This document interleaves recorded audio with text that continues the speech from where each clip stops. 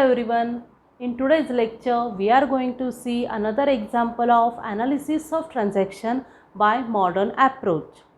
Before that, if you haven't seen our earlier lecture, that is classification of accounts and its rules by modern approach, then please go and check the link given below in description box, because on the basis of that information only we are going to see these transactions.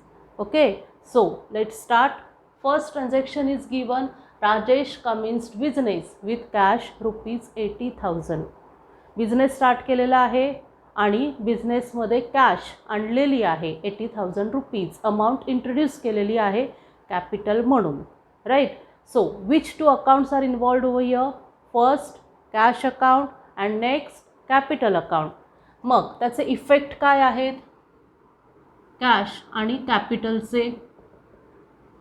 Cash comes in, बिझनेसमध्ये cash आलेली आहे, right. आणि ती कोणी दिलेली आहे? प्रोप्रायटरने. प्रोप्रायटरने दिलेली आहे. Capital is a personal account, कारण ते एका पर्सनचं असतं, एका ओनरचं असतं.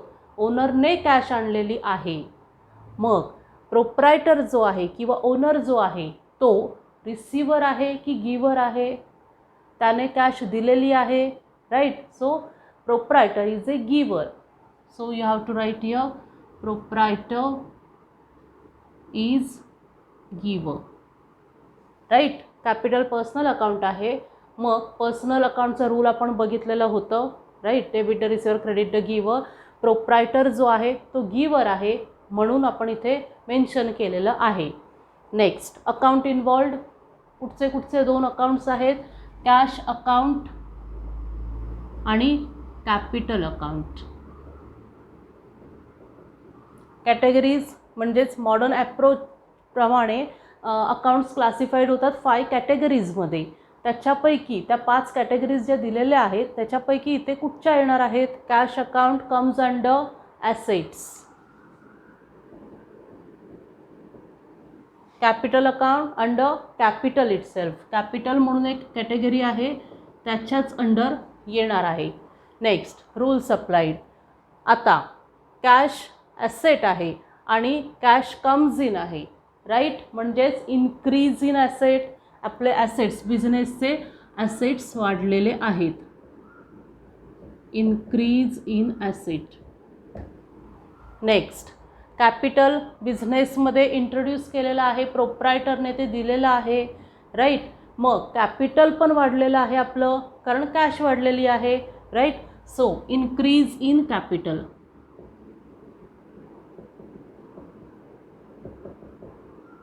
आता डेबिटला कुठचं अकाउंट येणार आणि क्रेडिटला कुठचं अकाउंट येणार? As per modern approach rule, when there is increment in asset we have to write it at debit side. जेव्हा ॲसेट्स इन्क्रीज होतात तेव्हा ते कुठच्या साईडला लिहायचे आहेत? डेबिट साईडला. Next increase in capital. Capital वाढतं तेव्हा क्रेडिट साईडला. हे रूल्स आपण बघितलेले होते मॉडर्न ॲप्रोचचे, जेव्हा आपण अकाउंट्स क्लासिफाय केलेले होते त्यावेळी. ते तिथे क्लिअर असायला पाहिजे की डेबिटला काय आणि क्रेडिटला काय. Okay. Next paid telephone bill आणि ब्रॅकेटमध्ये वर्ड दिलेला आहे ऑफिस, म्हणजेच ऑफिसचं बिल पे केलेलं आहे ₹5,000.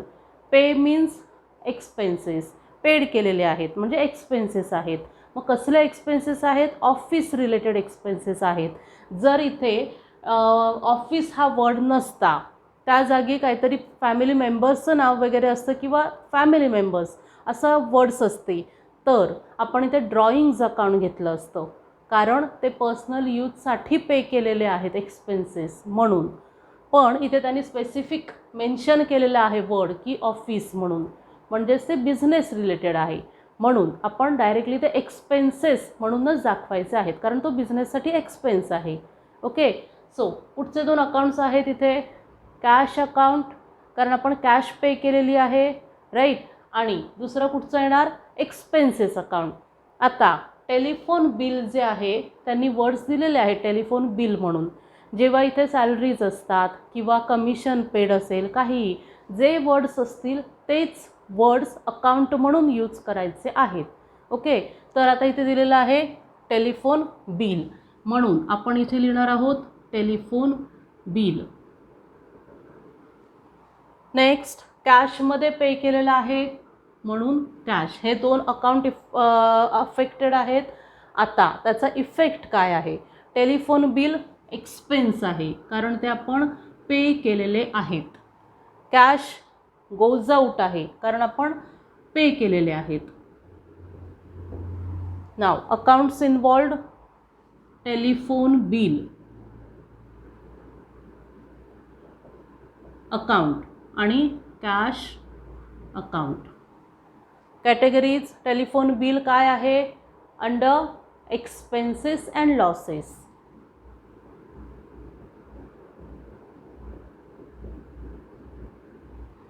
Cash assets. Rules applied. आपण एक्सपेन्सेस म्हणजेच टेलिफोन बिल पे केलेलं आहे म्हणजे आपले एक्सपेन्सेस वाढलेले आहेत. मग आपण इथे लिहिणार आहोत increase in expenses. Okay. Next, cash asset आहे आणि ती गोज आउट आहे म्हणजेच आपली कॅश कमी झालेली आहे आपल्या बिझनेसमधली, म्हणजेच ॲसेट्स कमी झालेले आहेत. मग आपण इथे लिहिणार आहोत डिक्रीज इन ॲसेट. राईट. नाव डेबिटला कुठचं अकाउंट आणि क्रेडिटला कुठचं account? As per modern approach rule, when there is increment in expenses, जेव्हा एक्सपेन्सेस वाढतात तेव्हा कुठच्या साईडला लिहायचे आहेत? डेबिट साईडला. डिक्रीज इन ॲसेट, तुम्हाला माहीत आहे की जेव्हा इन्क्रीज इन ॲसेट असतं तेव्हा आपण डेबिटला लिहितो. मग decrease in assets opposite side म्हणजेच क्रेडिट साईडला. Clear. Next, goods purchase for cash ₹8,000. आपण गुड्स परचेस केलेले आहेत आणि कॅश दिलेली आहे कारण इथे कॅश हा वर्ड आहे म्हणून. ओके. मग कुठचे दोन अकाउंट्स आहेत इथे? एकतर परचेस गुड्स, आपण गुड्स अकाउंट लिहत नाही, मग काय लिहितो आपण? Purchase account. Sale of goods असतं तर सेल्स अकाउंट आलं असतं. इथे परचेस गुड्स आहे म्हणून परचेस अकाउंट आणि कॅश पे केलेली आहे म्हणून कॅश अकाउंट. मग आपण इथे लिहिणार आहोत परचेस आणि कॅश हे दोन अकाउंट्स इन्वॉल्ड आहेत. आता परचेस आहे म्हणजे आपला एक्सपेन्स आहे. राईट. आपण गुड्स परचेस केले म्हणजे आपला खर्च झालेला आहे, एक्सपेन्स. कॅश कम्स इन की गोज आउट, जेव्हा आपण वस्तू परचेस करतो, खरेदी करतो तेव्हा आपल्याकडून कॅश जाते. गुड्स येतात, कॅश जाते. So cash goes out. Which two accounts are involved? Purchase account and cash account. Categories purchase काय आहे? एक्सपेन्सेस अँड लॉसेसच्या अंडर येणार आहे.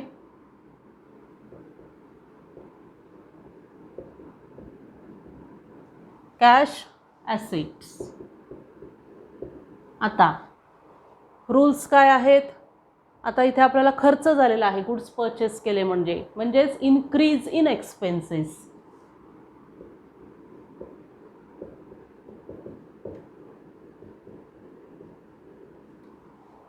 कॅश गोज आउट आहे म्हणजेच कॅश कमी झाली आहे, ॲसेट्स कमी झालेले आहेत. Decrease in asset. राईट. आता डेबिटला कुठचं अकाउंट येणार आणि क्रेडिटला कुठचं अकाउंट येणार? As per modern approach rule, when there is increment in expenses account should be debited. जेव्हा एक्सपेन्सेस वाढतात तेव्हा ते कुठच्या साईडला लिहायचं आहे? डेबिट साईडला. When there is increase in asset we have to write it at debit side and vice versa. When there is a decrease in asset then we have to write it at credit side. इथे decrease in asset आहे म्हणून आपण credit साईडला लिहिणार आहोत. म्हणजेच purchase account जे आहे किंवा परचेस अकाउंट आहे ते डेबिट साईडला लिहायचं आहे आणि कॅश अकाउंट क्रेडिट साईडला लिहायचं आहे. Next, sold goods to Manoj worth ₹6,000. नीट बघायचं आहे. Sold goods to Manoj worth ₹6,000. Worth means किंमत, त्या तेवढ्या व्हॅल्यूचे त्यांनी गुड्स सेल केलेले आहेत मनोजला.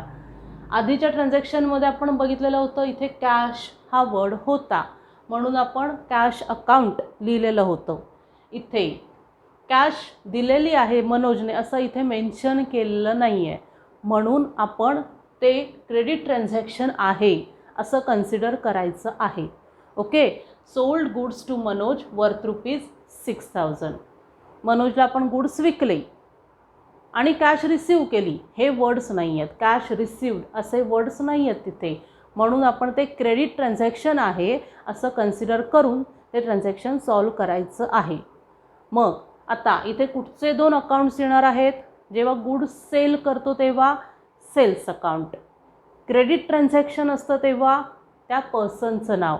जेव्हा क्रेडिट ट्रान्झॅक्शन असतं तेव्हा जे नाव दिलेलं असतं तिथे कुठच्याही पर्सनचं, ते पर्सनचं नाव तिथे अकाउंट म्हणून यूज करायचं आहे. म्हणजे आपल्याला इथे सेल्स अकाउंट येणार आणि मनोज अकाउंट येणार, कारण त्याने अजून पैसे दिलेले नाही आहेत. ओके, सो जेव्हा आपण गुड्स सेल करतो तेव्हा ते आपल्यासाठी इन्कम असतं, राईट, कारण आपल्याला पैसे मिळतात. इथे मिळालेले नाही आहेत पण इन फ्युचर आपल्याला मिळणार आहेत, म्हणजेच आपल्यासाठी ते इन्कम आहे. मग इथे लिहिणार आहोत आपण इन्कम. मनोज कोण आहे? रिसिव्हर आहे की गिव्हर आहे? Manoj is a personal account, कारण ते एका पर्सनचं नाव आहे. मग as per personal account rule either he is a receiver or giver. मग आता इथे जेव्हा आपण सेल केले त्याला मनोजला गुड्स, तेव्हा तो रिसिव्हर आहे की गिव्हर आहे? रिसिव्हर आहे, कारण त्याने ते गुड्स घेतलेले आहेत. So he is a receiver. Accounts involved sales account आणि मनोज अकाउंट.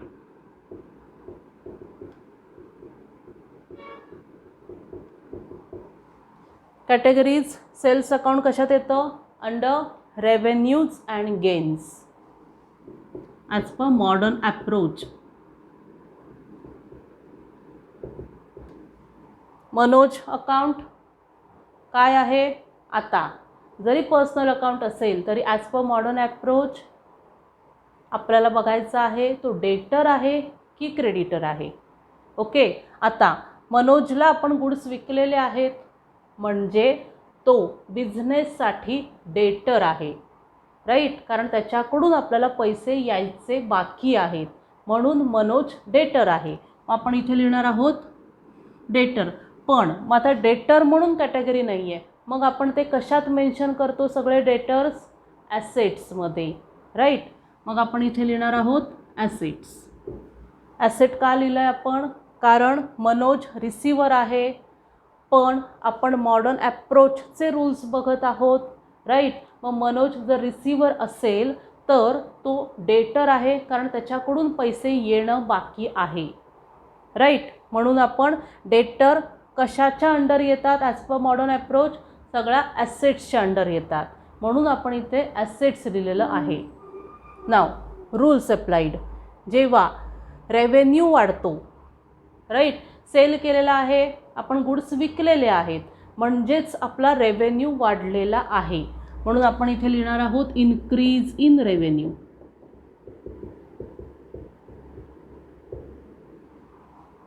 नेक्स्ट, डेटर त्याने पैसे दिले नाही आहेत म्हणून तो डेटर आहे, म्हणजेच आपले ॲसेट्स वाढले. डेटर वाढले म्हणजे ॲसेट्स वाढले.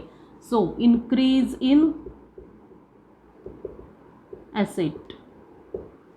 As per modern approach rule, when there is an increment in revenue, then we have to record it at credit side. जेव्हा revenues वाढतात तेव्हा credit sideला लिहायचे असतात. When there is an increment in asset, we have to write it at debit side. म्हणजेच डेबिटला कुठचं account येणार? Manoj account. आणि क्रेडिटला कुठचं अकाउंट येणार? सेल्स अकाउंट, कारण तो रूल आहे मॉडर्न ॲप्रोचचा, कुठचं अकाउंट डेबिटला आणि कुठचं अकाउंट क्रेडिटला. Clear. Next, received rent ₹2500. Rent आपण रिसीव केलेलं आहे. रिसिव्ड हा वर्ड आहे म्हणजेच आपल्यासाठी ते इन्कम आहे, right.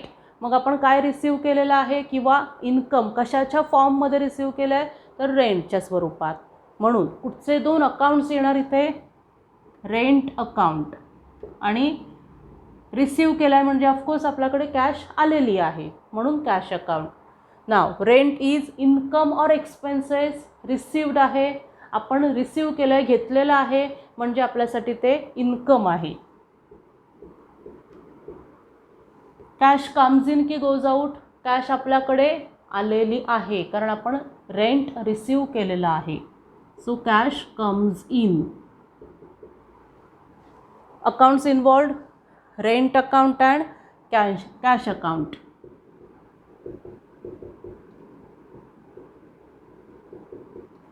Categories, rent account income आहे म्हणजेच काय आहे, under revenues and gains.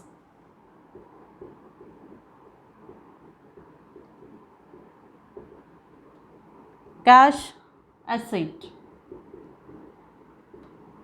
Now rules, rent receive केलेला आहे म्हणजे रेव्हेन्यू वाढलेला आहे, इन्क्रीज इन रेव्हेन्यू.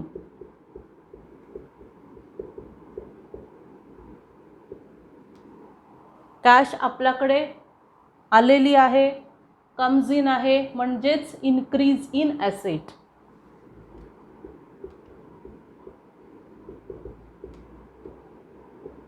आता डेबिटला कुठचं अकाउंट येणार आणि क्रेडिटला कुठचं अकाउंट येणार. As per modern approach rule, when there is an increment in revenue we have to write it at credit side, and when there is an increment in asset we have to write it at debit side. Clear. म्हणजेच cash account डेबिटला येणार आणि rent account क्रेडिटला येणार. Clear. एकदम easy आहेत हे सगळे transactions. Okay. पण त्यासाठी क्लासिफिकेशन ऑफ अकाउंट्स आणि त्याचे रूल्स जे आपण एकदम इझिली बघितलेले होते ते सगळे नीट क्लिअर पाहिजे तरच हे पटापट सॉल्व करता येतील. जर कळलेले नसतील ते concept, okay, as per modern approach जे आपण बघितलेले होते ते, तर प्लीज कमेंट करा मला. काही जे तुमचे क्वेरीज असतील, काही क्वेश्चन्स असतील ते पण प्लीज इन्फॉर्म करा. Okay. So will stop here today and will see next topic in next lecture. Thank you.